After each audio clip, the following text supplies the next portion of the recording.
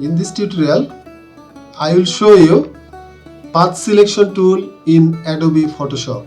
So let's dive into this. I have already drawn few primitive shapes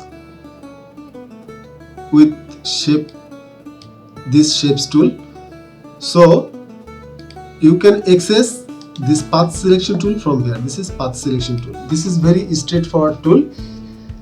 You can see here is this option.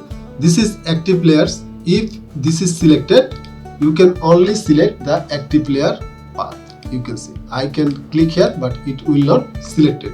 Now if I selected all the layers, then if I click, it will be selected. All path will be selected. This is fill option, stroke option, and all this option I have discussed in the previous pen tool tutorials. So I hope you will align edges. I hope you will watch these tutorials. So here is another option. This is constant path dragging. If you have multiple path and you do not want to distort or making change with below paths, then you can select this option. I will discuss it with more precisely in the direct selection tool lessons. So for this lesson I am avoiding this. So this is very straightforward tool. You just clicking here and still you can able to select the path.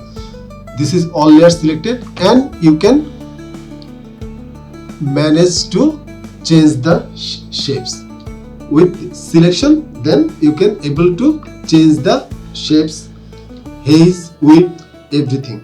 So if you hold down shift, then it will lock the aspect ratio, and if you hold down along with shift alt, then it will change its dimension from its center. You can also, here is few buttons. You can see if you click here, it will be allowed to carve the shapes. If you hold down only click here, if you select this path of only,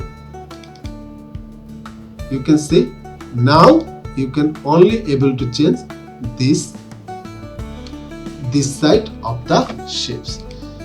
Also you can easily manage to change the size. This is freehand changing, and if you hold down shift, it will lock the aspect ratio, and hold, it will change the shapes from the center.